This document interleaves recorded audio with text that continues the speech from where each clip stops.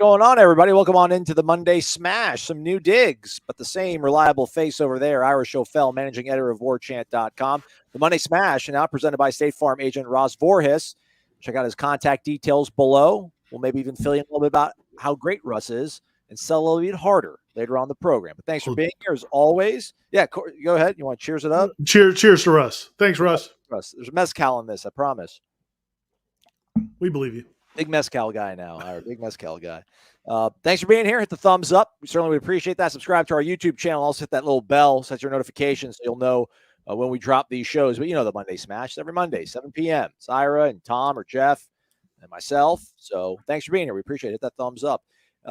It is July. For some people, they might call it the slow season, but not over at Warchant.com, the ultimate Seminoles sports source. Ira's over at the Tucker Center, or actually the basketball facility earlier. Baba Miller, triumphant return from his exploits abroad, winning the gold medal for the U19 FIBA team for Spain. The MLB draft is ongoing right now. Jackson Baumeister, current Baltimore Oriole. That's right. How about well, that? Soon to be Baltimore. I don't know if he's signed yet. He may have signed. He should sign. But yeah, that's pretty fired up about getting Jackson Baumeister in the fold. And then Wyatt Crowell went earlier today as well. So two highly touted arms proving their worth and moving on to the show. And then obviously the preseason top 40 is nearing its completion. We unveiled number 2. Let's catch some people up on that, I guess, Ira, since we did go ahead and unveil it over on the site. Top 40, we are now within the top 5. Fabian Lovett, number 5. Just grown man. Number 4 was Trey Benson, little blazing speed, little bouncing around the edge. Number 3, Johnny Wilson, 6'7" wide receiver. Good luck covering him. And then today we unveiled number 2, Jared Verse. Look at those guys, Ira. You have a pretty much a slam dunk first round NFL draft pick. You have a 6'7" wide receiver. You have a absolute Adonis at running back, and then you've got a guy that's played like 5 years of Power 5 football, kind of anchoring your defensive line. Not too shabby. It's a nice group and a nice graphic work there, Aslan. That's pretty sharp, buddy. That's why I wasn't at Baba's interview. So I was doing something for the company. I promise you.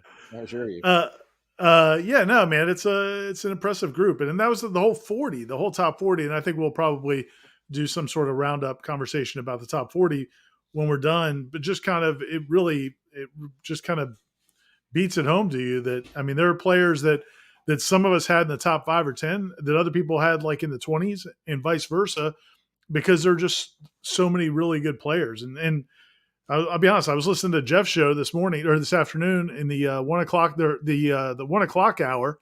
And they were talking about the offense, and man, you just start thinking about the options on this football team. And then defensively, I mean, you got a Verse next to Lovett, next to Fisk, next to maybe Darrell Jackson and Josh Farmer and Patrick Payton. And it's just, it's just exciting. It's really, I mean, this is, it's more exciting than, I don't know. I feel like is it more exciting than 14? Like 14, I don't know. You're coming off a national championship, but that's probably more exciting, but like in a different way. Cause it was almost like there's no anticipation really, you know, after winning the national championship, you're like, okay, let's watch them run it back. And you're just expecting them to be as good as they were the year before. This is different because we don't know how good this team really can be. They could be a lot better than what they looked like against Oklahoma. They could look a lot better than they looked like in some of the curb stompings they had during the regular season. So that there's a little bit more. I think the anticipation adds a little to the excitement. Yeah, no, you crushed it, man. It's for sure. Like there was arrogance behind 14. Right. It was like, oh, yes, I'm not going to go watch Oklahoma State game. That's where the championship game is going to be played. I'll catch you on the end of the season for the back-to-back title game. 100%. Yeah, this feels so much more like pure and like, you know, like that opening day kind of enthusiasm you have as a baseball fan. But, I mean, you know what you have, and the offense is just so potent. You know, Corey and I were going back and forth a little bit on it. Almost at the last minute, kind of wanted to zag on myself and maybe like put Keon ahead of Johnny. But like of these guys that we're looking at right now in the top 5, I guess maybe Fabian could maybe make way for Darrell Jackson or Braden Fisk to end up being like, you know, the lead guy. But hard to imagine anybody coming off the edge as good as Jared Verse. Hard to imagine anybody running the ball as well as Trey Benson. But man, like when you think about Keon Coleman, like would it be surprising if Keon ends up having like 10 more catches than Johnny, maybe 3 more touchdowns, like 200 more yards, and this team is still performing at a high level? And again, we had Johnny at number 3. That's a great place to be. Yeah, the Keon thing is definitely interesting. I mean, it's hard to know, was he, so successful there because they really didn't have anything else, or was that really, is there much more in his ceiling because he wasn't surrounded by a bunch of other really good players and really good quarterbacks? So I think that the idea is you'd like to think he's going to be better than he was at Michigan State, but he is going to be sharing the ball. I mean, they have so many different guys that Mike Norvell is going to have to kind of keep happy and spread the ball around, and Jordan Travis is going to have to make the right decisions based on what the defenses are doing. But so his numbers may actually, I mean, maybe they don't go up. I don't know. It's hard to know. Like it's almost like you want to figure it out. Like there should be a logical conclusion. Oh, clearly his numbers are going to go up because of this, or they're going to go down because of this. But I really think it could go either way. Yeah, I mean, listen, Johnny's got to share it too. I mean, because Keon's here now. I mean, that's a really appealing option out wide, opposite of where you're at if you're Johnny. Whereas like last year, we love what Marqueson was, and Cam McDonald was here for several years and did the best to contribute to the program. But like now you got Jaheim, you got Keon. I mean, you got some really, really good options to go to that maybe like Johnny's not as appealing. But again, his impact though, and Corey's like kind of push back on it. I just think no matter of those guys like Jaheim, Keon, and Johnny, if the ball's not coming their way, like Johnny will have the most impact just because of his presence alone, right? Like there's probably coverage is usually going to have to kind of hedge over to his side of the field, you would think. So it's incredible to think about. Just, I mean, like, I don't know how to call up plays and dial them up, but man, like Mike Norvell's got to be over the moon just thinking about anything and everything that he can possibly do at will nearly against this schedule.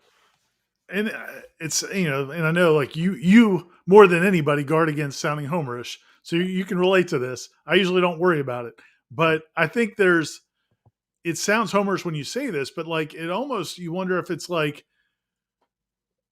will it be hard because there's so many options, like they're, it's almost like you're, again, you're going to the buffet and like, what do I have? There's just so many good options. Or you're a Fogo de Chao and you're trying to figure out like, when do we turn the sign, or when do we not? Because there's just so many good options. So I don't know, man. It's because I think there's some merit to being as simple as possible. Like you don't want to complicate things. And so if you're Mike Norvell, you could get carried away with trying to set things up, and because there's just so much going on. I don't know. Maybe I don't know if that's a real thing or not, but I feel like that could be a real thing. Yeah, I mean, I'm a Lakers fan. I remember getting Karl Malone and Gary Payton when we still had Kobe and Shaq in their prime, and we're like, who's going to stop us? The answer is the Detroit Pistons in 5 games. So, nothing is ever guaranteed, but we saw how good they looked last year, how sharp they were, and hard to imagine that Jordan is going to regress somehow. And he's got better weapons. He's got a better offensive line. Trey Benson's that much more primed and ready to go coming off an injury 2 years ago. Defensively, we think they're going to be just fine up front with the front 4, and then they'll figure it out on the back end. So it's going to be exciting times. Less than 60 days away from going to Orlando and watching them play LSU. So, and that's a good thing too. Like we'll know from the jump. Like we'll either our Homer glasses will be like shattered, or we'll be like, we're good. Look at us, everybody.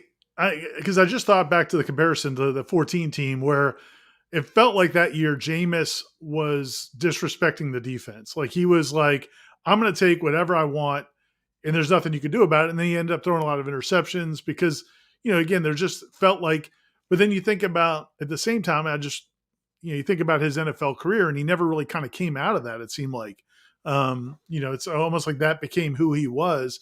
And so I don't know, but I don't know if that was maybe what Jameis is always kind of geared to be. And maybe as a freshman, Jimbo kind of throttled him down. I don't know. It's always going to be a mystery to me because, dude, I remember when Jameis got drafted, you couldn't have told me there were 5 quarterbacks in the NFL like that I wouldn't have traded him for. Like I thought, other than the Aaron Rodgers, yeah, Mahomes, Tom Brady, whatever. Like I thought, man, he is as can't miss as anybody. And maybe, I mean, he's still got a chance. He's still got time to kind of turn it around. But I never expected he would struggle the way he has. Our guy Trevor with a P, his name is spelled Pravar, but it's actually Trevor.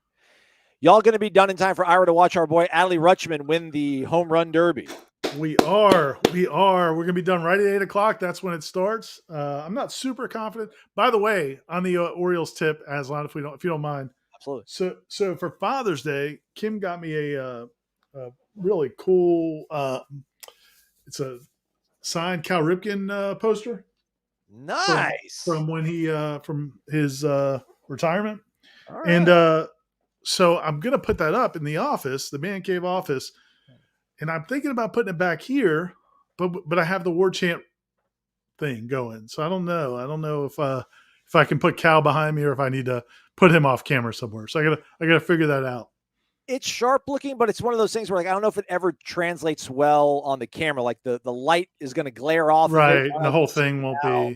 But the other 23 and a half hours of your day or 23 hours, I can just gaze at it. It'll look really good, man. Really good. Thanks for the message, Trevor. We appreciate you. Our guy Don, are we doing the 14 playoff this upcoming season or is it next season? I'm confused. Yeah, we're still at 4 now, right? Yep. So 4 next year it'll be 12.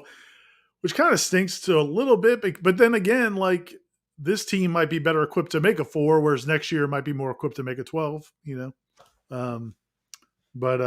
it'll. The 12 is going to be wild, man. I mean, I hope hopefully it's not 7 or 4 SEC teams and 5 Big Ten teams, and like I mean, I'm a little concerned about that. Like they were going to get three lost SEC teams in there, but. Hey, let's throw some cold water on our fun times that we're having, courtesy of our guy Sanders Clardy. Let's pretend Jordan Travis cannot play this year. We get a healthy Tate Rodemaker for all 12-plus games. How much does FSU's win projection change? Our guys over at MyBookie have Florida State's regular season wins, Ira, at 9.5, which I just feel like they're just giving us money. Does this offense have enough talent to make it with Tate? I think it does. I mean, I think it does. It probably reduces your margin for error, and some other guys have to, step up in some ways. But right, I mean, I don't. There's no game that I would look at with the weapons they have now and the defense they should have. There's nobody on the schedule that I'm like Florida State couldn't beat them. Maybe the odds shift a little bit in the LSU and Clemson games. I feel a lot better with Jordan going to Death Valley than anybody else, but I don't know, man. There's nobody else that really concerns me. The difference now, it just goes to that point that we've talked about, is just the difference now compared to 2 years ago is, and even last year to some degree, you needed Jordan's athleticism. I don't know that this offense needs that, so I don't think it changes it much. What do you? Maybe a game? I don't know. I think we kind of forget how bad this, I don't want to call this coaching staff, but like things didn't look all that great here before Jordan figured it out, right? Like Mackenzie Milton, James Blackman, Chubba Purdy. We saw Tate start a game. And we've heard Alex Atkins, just talk effusively about how Jordan always gets them seemingly in the right plays. Jordan knows where everything's got to go, who's going to be open, where to look. I mean, the interesting thing is going to be this year too, like the side play of everything that's going to happen this season is if it goes as well as we all think it is going to be like, all right, like who made who, right? Like, we obviously Mike Norvell's had prolific offenses everywhere he's been. But at this level, Power 5, this will be the first time that we've really seen him have success, and it's going to be with Jordan Travis, obviously. So, like, what happens next year then when he doesn't have Jordan? I mean, we kind of foresee him probably going into the portal and getting a top-flight quarterback, but yeah, man, I don't know. I right now, like, I feel quite confident that Florida State would beat LSU if Tate was a starting quarterback. I think right now it's like LSU -3. Yeah, man, I would hammer that if Tate was. And I guess it goes to your point about maybe the odds just shift a little bit. But yeah, shoot, 6.5 LSU favored by with Tate starting quarterback. Love you, Tate. Yeah. Makers. I'd probably still hammer LSU. No, I agree with that. I think it's, and I don't know, I have to sit down and figure out the exact number, whatever the number is. The number out of the line obviously would shift. Jordan Travis is one of the best quarterbacks in the country. It would change things. I guess my point is, with what you have in the running game and what you have out wide and what you have at tight end, you could be a game manager on this team now and be real successful. Like you're gonna be able to run the football. I always felt like Norvell's first 2 years, the running backs put up great numbers, especially yards per carry. But I always felt like a lot of that was Jordan. Like when Jordan was in the game, the threat he is as a runner opens so many things up, and then what they do play calling wise. But now I think they'll be able to run the football. I just think they will, even if Jordan's not that big of a threat. And then, and then if you do put 8 in the box, I feel like you got a good chance with the receivers you have to where the quarterback doesn't have to be great. So I think that's what's different now is I don't think the quarterback on this team has to be great. What Jordan gives you is now he makes you a playoff team. And so, there's a difference. The margin for errors is not as big, but I don't think it derails your season. I don't think. I think about what Chris Thompson said when we spoke to him over the spring, just about like Jordan's growth. And he was talking about, like you saw in the Oklahoma game, like they came out in the first half and they were like, listen, we're not going to let Florida State run on us. And they were really successful at that. And then the second half, Florida State decided to go ahead and Jordan Travis threw for like 300 yards or whatever it was, like in the second half alone, because he can make that kind of adjustment. I don't know if Tate could. Like, if Tate starts that game against Oklahoma, first half probably looks very similar to what it did. Second half, does he light them up for 280, 290, or whatever Jordan ended up doing? Because I remember, like, the whole time I'm sitting in the press box, I'm like, Johnny Wilson's going to be the MVP of this game, right? And then sure enough, like, it's Jordan, because, like, Jordan ends up throwing for like 300 yards in the second half. Maybe you don't need those kind of performances because everybody else is a little bit better marginally, around him, and then the defense is maybe a little bit better. But we're not going to live in that world, Sanders. We're going to be good, man. Everything's going to be just fine. We don't have to think about this sort of hypothetical. Island Chief asks us, Ira, against LSU, more likely if they were to score 17, I guess he's talking about Florida State in this scenario, more likely to score 17 or 45. It's like Russillo talks about like certain NBA players where he's a 0 or 20 guy.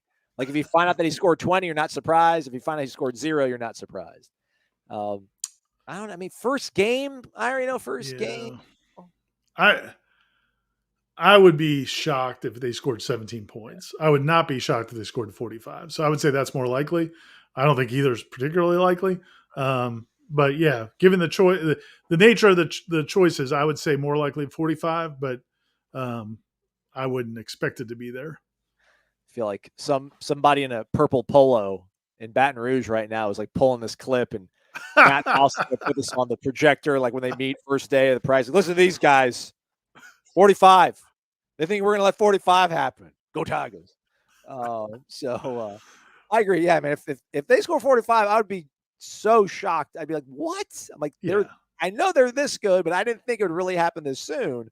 Would probably be the reaction. 17 seems. Oh yeah. I mean, something's gone wrong. Yes. Tate Rodemaker's been put into the game. I'm just kidding. Love you, Tate. For real. He's a good kid, man. Let's go to our guy Zyler. Way too early question. It's the offseason. That's what we're here to do, Zyler. I'm concerned about Alex Atkins. He's a Chicago native. Leaving next year, given Northwestern's recent situation with Pat Fitzgerald. What are your thoughts? Is that one of those jobs you think that's appealing? It's Power 5. That's Big 10. That's home, maybe. I mean, home's where the heart is. So, man, I can't imagine. I just, if I'm Alex Atkins, dude, I mean, I just think that look, I mean, coaches have egos, just like we have egos, just like a lot of people watching this or listening to this we all have egos, and sometimes coaches have huge egos. But they also know they need players. They need talent. And I just don't, to me, Alex Atkins is a guy who can recruit in Georgia, can recruit in Florida, can recruit across the South. That's where your best players are going to be. I just don't see why you would want to go there. I mean, they've got tons of money. Their facilities are fantastic. But I just don't, like, you're going to go into that conference with Northwestern's recruiting base. I don't see it. I'm not, we've talked about this before. I don't think Alex Atkins is dying to be a head coach. Like, I think he'll be happy to be a head coach, and I think he may be a very successful head coach, and I think he'll get opportunities. But I don't think he's like, give me a head coaching job. I'll take any head coaching job. And to me, maybe you watch more Big Ten than I do. Do you see that as a sleeping giant where Alex Atkins is going to go in there and, I think like maybe Illinois. I think Illinois might be with Brett Bielema there. And maybe that makes that job even less appealing now, being at Northwestern, if Illinois is going to be pretty strong, Right. because it's crazy because Iowa recruits a lot of good players out of Illinois and like the Chicagoland area. So like Iowa already dips in there. If Illinois is back on the come up, that's going to complicate things if you're Iowa. And then like Northwestern is going to almost kind of be like third fiddle, and they have their, their academic standards that probably make things that much more difficult. But yeah, I don't know. Maybe you feel like, man, I can find guys in the portal. I can bring them in. Like I've seen what we did in Tallahassee. I can do something similar to that. But I don't know, like, you would be using that as kind of like a stepping stone job. Like that wouldn't add up to me. I mean, the next job you would leave Florida State for is not a stepping stone job. It'd be like a destination job. And that's kind of my point. Like the reason I've never been like subscribed to the Alex Atkins going to rush to get a job is because Florida State's paying him over $1 million a year now. Like he's making over $1 million a year to be the offensive coordinator / offensive line coach. If they win a national title or make the playoff this year, he's probably going to get another raise. Like I just see him looking at it like when I leave here, if I was Alex Atkins, I would look at it like when I leave here, I'm leaving for a job where I have every opportunity to win at the highest levels. And because it's not like the old days, like when Mickey was here making $150,000 a year, you wanted to be a head coach because you needed to be a head coach to make $1 million. These guys, these assistants now make over. That's the reason Brent Venables was an assistant for so long. I just don't think there's this huge rush for him. He's barely 40 years old. I think he might be 39. Maybe he's 40. He's in that, maybe 39. And so again, man, they're paying him over $1 million a year. That's going to go up. If this thing keeps going, his opportunities get better and better. So I just don't think he's leaving for anything unless it's this is a job where if I don't succeed, it's going to be my own fault, not because of constraints in recruiting and things like that. That's my theory anyway. Our guy James B contributing to the Keep Alex Atkins Fund. James B. James B, Pensacola's finest. Thank you so much, man. Appreciate the generosity. I'm sure we're going to see him down in Orlando, right? Yeah, absolutely. Couldn't imagine without him. We'll put another tomahawk by his name too. So he just says he loves a smash. That's all he's got to say. I'll comb the comments, see if he's got anything else in there that maybe we can pop up on the screen in the meantime. But James, thanks so much, man. We appreciate you. That's awesome. Thanks, James. Having fun. Hit the thumbs up if you don't feel like giving us $100. I get it. I'll take the thumbs up. That's cool. $40. Yeah, Mike. If we were to beat both LSU and Clemson, then lose the conference championship game, are we still in the playoffs? Yeah, I don't see that happening unless the name changes to Alabama. Yeah, no, I mean, do you think? I can't see that happening. I mean, if they're 12-1, the problem is, I can't. I'm really trying to think if there's precedent for losing your. I mean, I know like Alabama hasn't gone right to the title game and then made their way into the playoff, but I can't remember a team losing in the conference championship game and then still getting to the playoff. Comment section, feel free to correct me on this. But yeah, I just think it's more likely to happen if you are Alabama. Like if Alabama was 12-0 and just had one stinker, I think they would put them in. Maybe Georgia. I just don't think the rest of the free world is getting that pass, especially if you haven't been in the club in a while. And Florida State hasn't been in the club in a while. I mean, here's the caveat, I guess. If Florida State is lights out all year, and if they're just kicking ass for 12 weeks, beat those two teams, dismantle everybody else, and it's just maybe like one close game here or there, but the rest of the year is like 2013, and you have like one bag, because at that point, the perceptions would have changed. Like people would be like, oh, that's the best team in the country. And if they just have one bad day, maybe it works out. But other than that, I guess I could see that scenario. But other than that, it seems unlikely. Yeah, that's like the lone situation. Yeah, you just have to look absolutely just bulletproof the entire season. And then I'm trying to think. Wait, didn't Alabama and Georgia play in the SEC championship game a few years ago, and then Georgia beat them in the title game? I feel like Georgia's first title, because Bryce Young got, he was fine, but the Jamison Williams got hurt. Yes, all right. So there is precedent. Like, yeah, Georgia lost the SEC championship game against Alabama 2 years ago, the first time they won the title, then came back and beat Alabama. So Yeah, precedent set. We're good. Yeah, but it has to be. You have to look really bulletproof for those 12 prior weeks. Like, but I'm guessing those were they both undefeated? Like, that's true too, right? Yeah, yeah, that was like they'd be probably losing to a team that's already got a loss. I don't know. Yeah, that's right. Yeah, if you lose like the number 13 Pitt, but you've already played Yeah. Pitt. Like if you lose the number 13 North Carolina, uh, I still don't think it would. If the 2013 scenario happened, Ira, that you're talking about, where like the first 12 weeks you just look like gangbusters, and you have a bad week 13, I think you get in there, but you have to have, one of the best offenses ever. You have to have that kind of performance. There's your incentive, Mike Norvell. Yeah. Don't play around with these teams. You got to be winning by 50 every week, just in case. There's one here I was trying to find about, guess who they think is going to give us a tougher time. Is LSU or Clemson, you think, right now? Which one do you see giving Florida State more problems, Ira? Nick Reed wondering which defense will cause our offense more trouble, Clemson or LSU? I'll say LSU just because it's week 1. I mean, I feel like LSU too. And look, the big advantage Clemson's going to have is the fact that it's in their stadium. And Florida State traditionally, like most teams, and there's a reason they won so many games in a row at home. But I do like the fact that you've got so many experienced guys on offense. Like, who's going to go into that game at Clemson? No matter what the crowd noise is, like, who is going to go into that game and be rattled? It's probably not going to be Jordan. Probably not going to be the offensive line. All those guys are old dudes, 6th and 7th year offensive linemen. I could see Trey getting a little amped up. Like, Trey seems sometimes maybe his emotions get him a little bit. And maybe Johnny or one of the receivers, so maybe he had a couple drops. But I feel good about the offense again, really against any defense. But I would think probably LSU because of the opener, like you said. Yeah, it just feels like you can get tripped up that week 1, but I think by that point in the season, they know what's on the line against Clemson. To your point, Mitch, yeah, Jordan's not going to get shook. Offensive line's not going to get shook.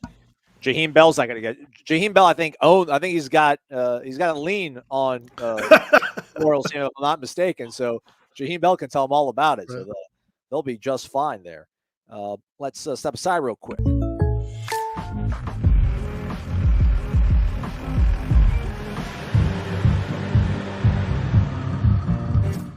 Contact Russ Voris for an auto quote today. And there's good Noles, there are great Noles, and then there's Ross Voorhis. Ira, I mean, this guy's been a Golden Chief. He's got a scholarship endowed, so he's a real Florida State fan, alum, and a friend of the program. Yeah, Russ is a good guy. He's been friends with Gene for a long time, and I actually was a kind of a client briefly with him, only because basically when I was coming to Warchant, needed some help with insurance, and he was awesome, man. Like, Gene put me in touch with him, and he's over there in Jacksonville, but they have offices in Jacksonville Beach and Orange Park. But they also will help with customers, I think, around the Southeast, Florida, Georgia, and Alabama. But he was kind of helping me out at that time because I was going to look to leave the Democrat and come over to Warchant. And he could not have been more informed and just really good with the process. And he's, like you said, he's a big supporter of the program, Florida State, and also a supporter of Warchant. I think he's one of the first advertisers Gene had back in the day. And so he wanted to jump on board and help us out with the Smash. We appreciate it. And, just a really good guy. And his website is russvorhis.com if people want to check it out and get more information. Yeah, coverage in Florida, Georgia, and Alabama. So if you're watching us from outside Florida and you're in Alabama, he's got you covered. If you're outside Florida and Georgia, Russ has got you covered. 2 offices, Jacksonville Beach and Orange Park. So check him out, Ross Voorhis, State Farm agent Ross Voorhis. And this isn't a one-time deal. He's going to be sponsoring the show for a while, so we really appreciate that. And I didn't want to leave it hanging. The reason I'm not a client anymore is Kim went to work for the state. Yeah. So I got the state hook Aslan. So I had to leave Russ hanging, but everybody else should check it out. Greg Turner wants to give a shout out to Ira. Ira, you took my picture with Coach at the Broward Youth Camp. Thanks, Ira. Nice, man. That was a good time. Yeah, that was actually really cool. I think Coach Norvell, man, he is so good at that stuff. Like, I'm glad they're winning games, right? Because it would have stunk if like he did all those things, all the good deeds he does, like he's so good in the community. I don't know if you saw the story. The Jim Henry, the Democrat, had a story today about basically they had a bunch of the freshman football players, like somebody did something nice for them. So the freshman football players all wrote handwritten notes to this family thanking them for it. And it's just stuff that he does, I think is really cool. But to his point, yeah, when they had that youth camp during the COVID shutdown, when they couldn't host their own camps, Greg was one of the people we met down there, and Coach Norvell couldn't wait to take a picture with him. And yeah, man, it's like, again, it's cool that he's winning because that makes it, you feel better about celebrating those moments. Like if he's going 3-6, those moments they feel a little hollow because people want to see change. Yeah, we talked about though. I mean, that was like laying the foundation for like if this thing turns around, like you're not going to see the 21 class or the 22 class be like really amazing just because he went down into these youth camps, these youth outreach. But like he was laying the foundation for like making relationships in this state, which he did not have a lot of. And now they're doing quite well, clearly, here with the way they've been recruiting. So good to see that kind of pay off. And yeah, shout out to Greg. Shout out to Darren. Darren's also thrown $5 in the jar.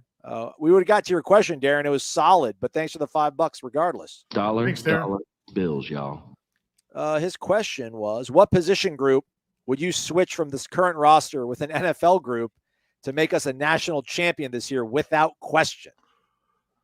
So, what's funny about that question is like my first thought is Patrick Mahomes. No offense, Jordan.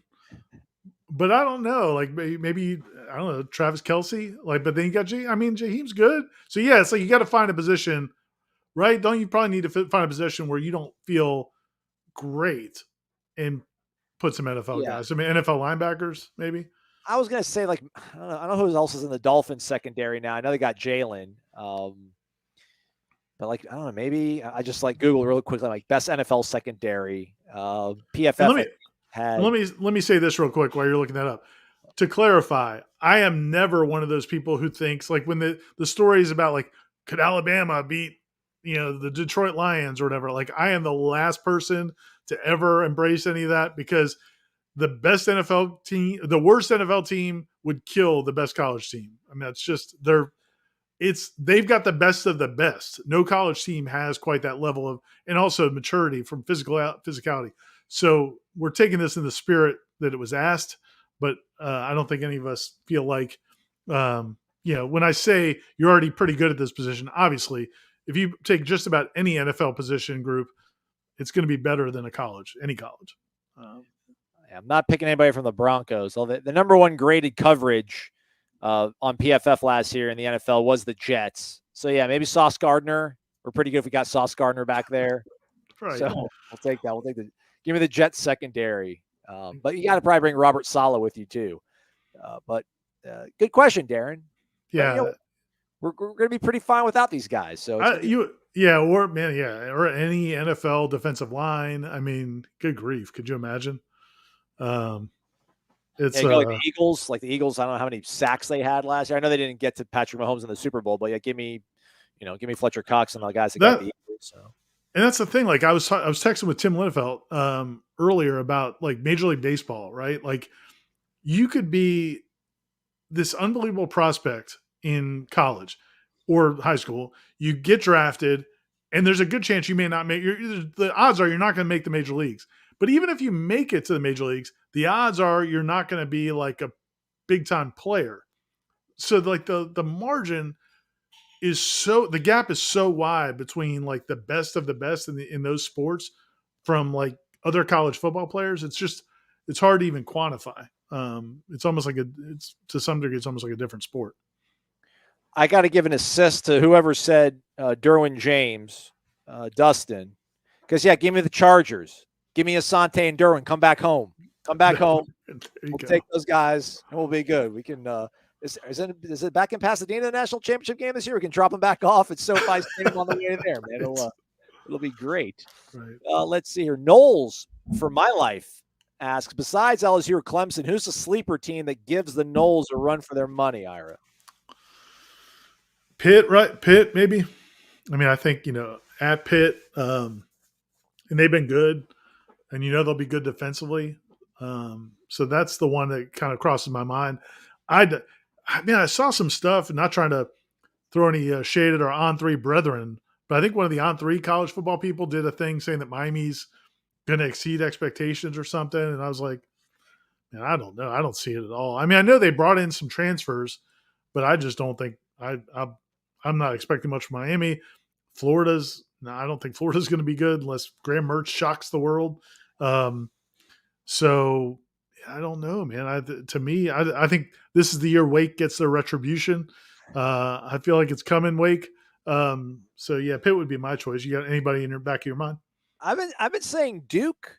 Just feel like Right. Mike Elko might throw some exotic stuff, and they got Riley Leonard, who's a pretty good quarterback, so maybe they can hold on to the ball and soak some clock up with the running clock this season too. But Corey's always pushed back, and he's like, "Hey, listen, man, it's still Duke. Even after 30 minutes of whatever scheme he wants to throw, like Florida State's just that much more physically superior to them.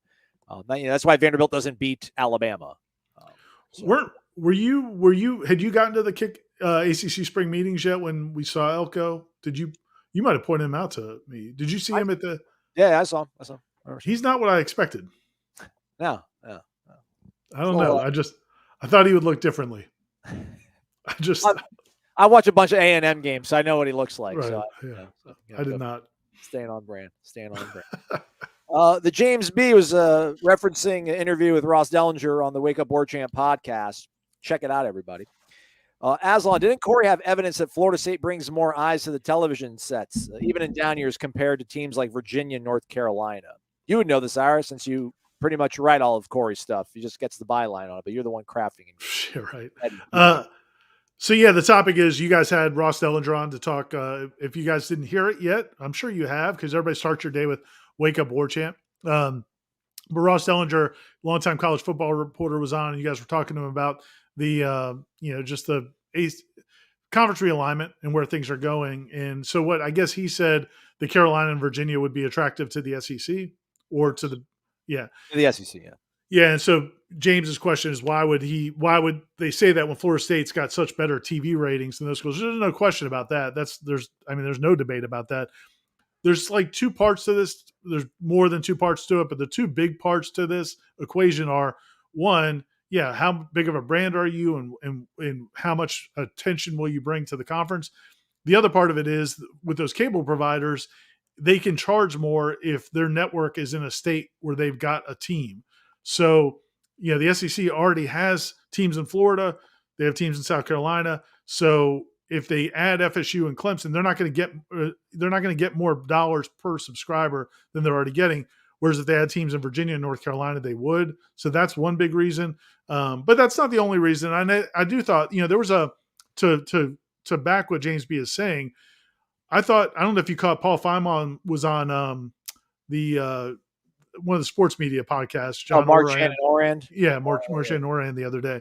And one of the things that kind of came through in their conversation, which I thought was very interesting and important, especially if you think about the things Michael Alford's been stressing and Peter Collins, the Board of Trustees chair, what they've been stressing about the brand and the TV ratings is one of the things that when they were talking to Feinbaum, they acknowledged that, with cord cutting being a thing and with, cable people, dropping off cable, and it's some point if ESPN goes to direct to consumer and it's not so much about, your cable box, then at that point, maybe it does go back to being just heavily about brands. And so right now, in this point in time, I get what Ross was saying, and it makes sense when you talk about it in today's environment. But if they do go to this, more, and ESPN's going direct to consumer at some point, we just don't want to know what it's going to be at that point. And as more and more people cut the cord, then maybe your brand does become much more valuable. So maybe they both sides can be right to some degree. No, I mean, he thanked you, James, for pointing that out. He wasn't aware of that. And really well said, Ira. And I guess what kind of underpins a little bit of that too is, I read the headline, didn't read the story, so I'm sorry, but I'm guilty. But I think like Charter Communications, is picking up some of these RSNs after the whole Bally Sports debacle, and they pretty much have said that the direct to consumer cable TV distribution of sports is no longer sustainable. Like it's starting to come out now. And to your point about ESPN going direct to consumer soon enough, that it'll come around soon enough before the GOR is over, that, a team like Florida State, like a brand like that, brings you much more value because their fans are going to be willing to pay whatever the $14.99 to watch that game versus the Virginia Tech fan, the North Carolina fan, at least football wise. Yeah, so it's just there's a lot of elements to it, but that's kind of why it would be a fact. Now, what I would say though is, up until like 10, up until 5 years ago, 10 years ago, like it was so much about the cable distribution. Like that was what drove everything. That's why, Maryland was attractive to the Big Ten, and why Syracuse and Boston College, the ACC. Yeah. That was such a big thing. But as it gets like more splintered, then maybe it goes back to your brand strength. And that's where you got to give Michael Alford, Mike Norvell, Peter Collins, that whole regime a lot of credit, because they had to get this brand back to what it was. If you didn't want to be just drifting in the ocean as a 5-7 or 7-5 team when all of this goes down. And we still think there's going to be a lot more things shaking out. What did you think from your conversation with Ross? I mean, it's this is still happening. Like the winds are changing. It's not over because we haven't heard anything in the last month or two. Yeah, I mean, I thought it was interesting how he pointed out that he thinks it's going to, maybe move from like left to right on your screen. Like it's the West Coast, them figuring out the Pac-12 situation is probably going to have like reverberations that would maybe then put wheels in motion for these teams in the ACC, whether it's to dissolve the conference or whatever. But it seems like it's going to start out there and then move out east to the Southeast. And then also I liked how he kind of pointed out, and listen, I don't want to sound like a hater here. Like it's incredible what Clemson's done here like the last 8 years. But man, like I hate hearing Clemson talked about in the same breath as like Florida State, and even to a certain degree like Miami. And he talked about how like maybe there's a perception that Clemson's only like one hire away from just being a middling. I mean, listen, in our lifetime, like Clemson hasn't really been that great. And then Dabo Swinney like catches lightning in a bottle to a certain degree. That's 2 generational quarterbacks back to back. And we'll see if Clay Klubnik is similar to that. But if he doesn't have that kind of generational quarterback, maybe his program isn't all that great. And then maybe he leaves at some point. And then what is and who is Clemson? So, well, we're really kind of, that's why it's so important what Norvell is doing. If he is successful, now you've done it with 3 head coaches. Like you've done it. Bobby Bowden did it for sure, as good as it's ever been done. Jimbo comes in, he gets it done. If they had gone through 2 or 3 head coaches where it doesn't work, now people start wondering, well, maybe maybe it's not school, it's the coach. But Norvell turning it around pretty quickly, I think is it's a huge sign for that point. And you're right. I think people won't know for sure about Clemson until somebody else does it after Dabo, probably. Shout out to Stuart watching us from Liberty, South Carolina. Speaking of Dabo and company, says great show, guys. Thanks, appreciate Stuart. That. We also appreciate the dentist coming through. What? Our guy Z-Chan, $100 in the jar. Thanks, man. Thanks, Zach. Says we're smashing it tonight. How many days till the first game? I can look that up for you right now. September 3rd, right? Yes, September 3rd. So I mean, like 5 days as we sit here and talk, everybody. 55 days, Ira. It's pretty glorious. And yeah, man, it's going to be on us quick. I mean, I was thinking about today, Aslan, you and I, we've got some stuff going on next week. We're going to be pretty busy. And then the week after that, we're going to Charlotte for ACC kickoff. Then literally the week after that, they're going to be in camp. Like, it's over, buddy. Your summer's over, Aslan. Your summer is over, buddy. We're going to be sweating at camp in 2 weeks. You're going to be in your slacks out there at camp, looking sharp while the rest of us are wearing shorts. And we're going to be out there at camp in less than 3 weeks. I might be team shorts. Being in Thibodeau might have changed my outlook on shorts in the heat.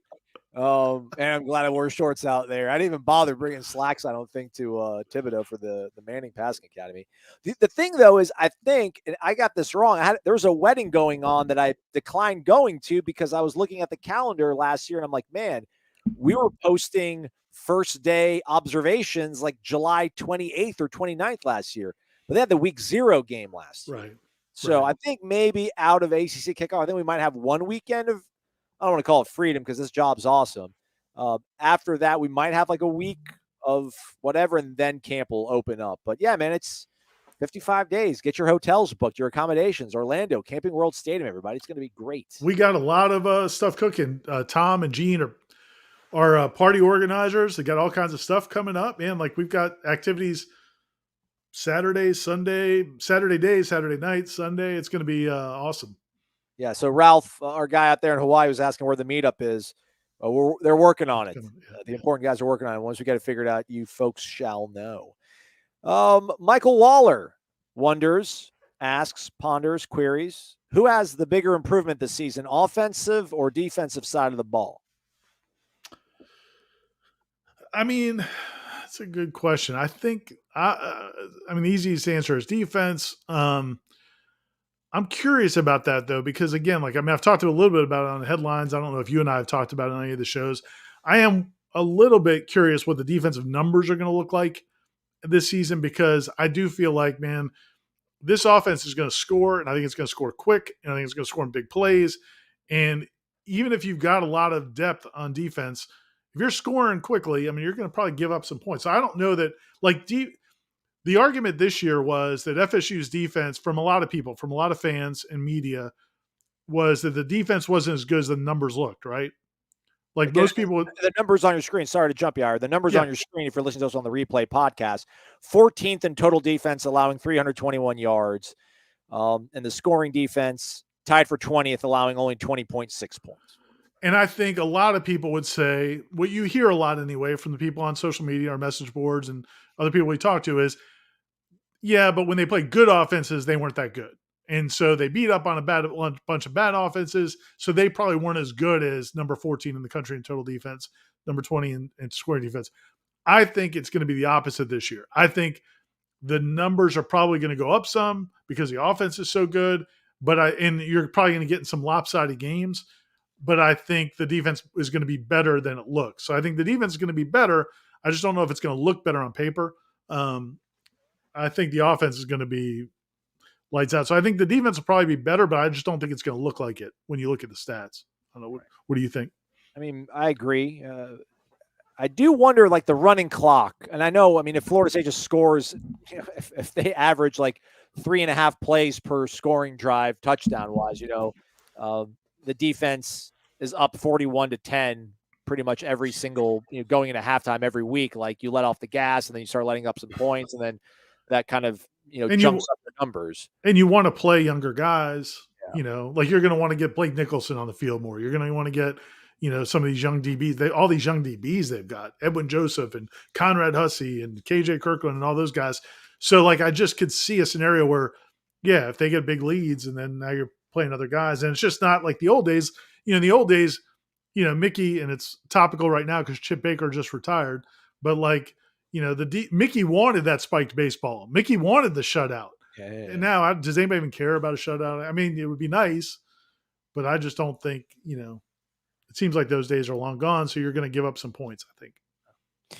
Well, let's get back maybe to the bigger picture. Gator Kirk out there in Virginia Beach, Virginia, asks, how long can FSU be competitive in football, basketball, baseball, softball, and soccer, given the deficit in the television revenue? Can we take a second to cheers Gator Kirk for getting us going through the pandemic? My man Gator Kirk, he was huge during the pandemic. We need to have him e-sign something, and then I can apply it to the pillar, because I think he might have he's got pillar status, I would say. Because before Warchant TV became the Goliath that it is, Aslan, right? He was one of the guys, and now he's a little bit more in the background. But no, I don't think so. But I think that's if they were to stay in the ACC for 15 years or till 2036, correct. There's no way it's done. It's over. We can start finding other hobbies. But that's why they can't. That's why. And I think if you read what I've written about, and I haven't written much about this lately, but if you read what I wrote coming out of the ACC meetings or going into the ACC meetings, they can't.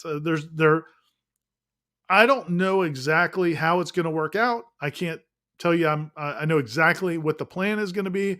I just know that the power brokers at Florida State can look at, just like you guys can look at those numbers and say, okay, so if we're going to get $30 to $40 million a year less than our rival Florida and some of these other schools every year for 10 years, we're dead. Like there's no way to overcome that. So they have to get out. And whether it's this year, next year, the year after, whatever it is, I mean, I just think it's going to be in the next few years. So I think it's a hypothetical question. I don't think they could last long, Kirk, but I don't think they're going to have to. I think they're going to figure out a way to make a change. What happens first? Like if they cannot get out of the grant of rights and they have to live in this suboptimal nightmare where like they're stuck in the conference, like is it the coaching salaries? Is that what the first thing that kind of shows itself, the gap between the ACC and the SEC? Like, does Mississippi State softball throw $5 million at Lonnie and Lonnie just can't stay? I mean, like, what is like the first part of all? Like, how does the revenue gap, you think, Ira, like manifests itself, like from the jump? Like, what's the genesis of it? I think it's all of those things. I mean, I think it's everywhere you turn. I think it's in. I mean, right now on the surface level, probably where I would say that the flesh wounds are right now is you're trying to build a football facility. You're trying to build, there's other facility improvements they want to build, and they need this money from the donors, and they need the money for the donors for the annual fund to keep the programs running. So they can't just go tell the boosters, hey man, give all your money to Battle's End, give all your money to Rising Spear. They need that money to kind of keep things running and to build facilities. These other schools, once they start getting the money they're going to be getting from the Big Ten, the SEC are going to be getting from TV, now you can just tell Purdue's coach even said it. He said, I've told our donor, because I've told our people in the athletic booster side, stop giving us money for facilities, give it to us for NIL. So that's one thing right off the top where, if you have to keep raising funds for everything else to match them, then you can't be putting it towards NIL. The other thing is, I think the next thing is, coaching salaries. And I think you see it already. Look at who the SEC has been hiring to coach these other sports. Look what these rosters they're building in baseball and basketball and women's basketball. And I mean, it's, again, I don't think it was Kim Mulkey going to LSU was because I think she saw that's where the money's going to be. And so now it's going to be in every sport. It's not going to just be football or football, men's basketball. I think it's going to be in every sport. It's just not sustainable. I think if Florida State wants to compete in all these sports, they won't be able to compete in any of them. Winding down, a couple more questions we'll take. Todd Morris wonders, will the kicking game be consistent this year? I'll have to give that a big fat TBD. I agree. Yeah, dude, I have do you have any idea? I don't know. Yeah, none. No, I mean, the way spring played out, too, is like one day it was Keltner looked better, one day Fitzgerald looked better, and they kind of, kept tossing around like a hot potato. So I think it'll be better than it was last year. Yes. I can't tell you it's going to be Aguayo 13. Michael Mobley asks, would you rather join the Big Ten or the SEC or have the ACC right the ship and become competitive with the Big Two? I'm done. I'm done going to Raleigh. I'm good, man. I'm good. Look, for a long time, I did think, right, like when I felt like where Jimbo was wrong is he didn't appreciate the fact that he did get to play in the ACC. He got to recruit the state of Florida and state of Georgia, but he got to play in the ACC. And I think there is some merit to that I think Bobby Bowden probably appreciated. I don't think Jimbo Fisher really appreciated. So I think there is some merit to that, but no, I mean, I'm with you, man. Like, yeah, I'm done with that also. Forget about riding the ship. It's time to hop off and find another ship. I know, but man, that is crazy when you think about, like, there could be a season if you're in the SEC where, I don't know, man, you play Bama, Tennessee, like A&M, Texas, and like Oklahoma. Like, I don't know, man. Like, dude, it's I mean, it sounds cool to watch it on TV, but like W's and L's doesn't sound cool. I know most people are going to like lose their dinner when I say this, but Spurrier goes on a podcast. Pat Dooley, longtime Gainesville Sun writer covering UF, has a podcast, and he has Spurrier's on there every week. And he just, in Spurrier, sometimes he just riffs. Like I've listening to it. I've gotten stories out of it in the past. Once last year, he said that Bobby Bowden probably would have won like 10 national titles if it wasn't for having to play Miami or something. Just like there's, he's just fun to listen to. So I don't listen to it all the time, but I do listen to it sometimes. And man, when Oklahoma went in the SEC, Spurrier's Joe, like Spurrier would constantly say, well, not going to run through this conference every year like they did over there, Hey, and it's the reality. I mean, like that. I'm curious to see how Oklahoma handles that, yeah. because I'm with you, man. I think I'm not super duper fired up about playing an SEC schedule because they're all behemoths. It's, you don't have any breathers. Not that they're all great, but they all put so much money into football. So And yeah, even man. even with a 12-team playoff, and you're still thinking like Ohio State and Michigan and Southern Cal and Wisconsin will maybe be all right in the Big Ten. And although I don't know really who else would threaten you from like the Big 12, but you still even the 12-team playoff, you look around, you're like, man, Alabama and Georgia, Tennessee and LSU and A&M. Yeah, man. That'd be the greatest. But of given those choices, yeah, I think the SEC. I just think I'm not totally 100% against the Big Ten, but I would prefer the SEC. We're not afraid of airplanes, so we can talk like adults about joining the Big Ten when it comes to travel. I don't know if we have the answer to this question, so I apologize for pulling it up, Ira, but I thought maybe we should give Joe some run on here. He was asking, after Justin Turntine got injured in that Oklahoma game, does FSU continue to cover his tab for his medical bills even if his eligibility is exhausted? I've always wondered what happens to players who are injured. That's a great question. Yeah, if the injury happened while they're playing, then yes, they're going to cover him through his, procedure and through his rehab, especially a guy like that, because they love him. Jasmine Turntine was a guy that he was only in the program for 4 or 5 months before he left or before he was done playing, but he was very positive. They loved him. And yeah, and he had the injury while he was playing for Florida State. So they're definitely going to cover those medical bills. Where things get a little gray is when guys have things down the road that they think go back to their playing days. And maybe your insurance carrier isn't so convinced that goes back to your playing days. So that's something you hear about sometimes. There's been guys I've talked to through the years that, maybe had a hip injury when they were at Florida State. They go to play in the NFL, or maybe they try to play in the NFL, but they don't. And then they're a couple years later, they're having problems with hip. They want to come back to FSU, and it's like, okay, well, does our insurance provider cover that? You've been doing other stuff since then. So that gets a little murky, but something like that where, yeah, it's his last game, they're definitely going to take care of him. And here's the other side of it. A guy like Micah Pittman, and this isn't a knock on Micah Pittman, but Micah Pittman had surgery in the spring, ostensibly to come back next fall. Then he goes in the portal. So Florida State paid for his surgery and his rehab. And I'm not criticizing Micah Pittman, but like he was getting rehab this spring after he had even gone in the portal, from my understanding. And the athletic training staff were still giving him rehab because, he played for Florida State. He did have the surgery, was going through rehab. They knew he was not even going to play at Florida State next fall, but they were still providing those resources for him. So in general, they're going to, I think, err on the side of doing what's right for the student athlete. But man, like once they leave campus, I mean, I think it's probably all bets are off. Till Dog 12, shutouts in football is just the last surviving great thing. I do understand football has changed, but we still don't have to average giving up 25 points per game either. What do you like? So and I think I know where you stand on this. So like going back to the Orioles, like we're up 14-0 against the Yankees. 14-0 against the Yankees, Aslan. What a time. We put in a reliever who doesn't normally pitch, and he gives up a run. And I'm furious. Like, I'm so mad that we don't have that 14-0. But at the end of the day, yeah, man, the reliever got to pitch in Yankee Stadium. 14-1 is not that much different. So, but I feel like, when Mickey would put the starters back in, I thought that meant something. Like, right.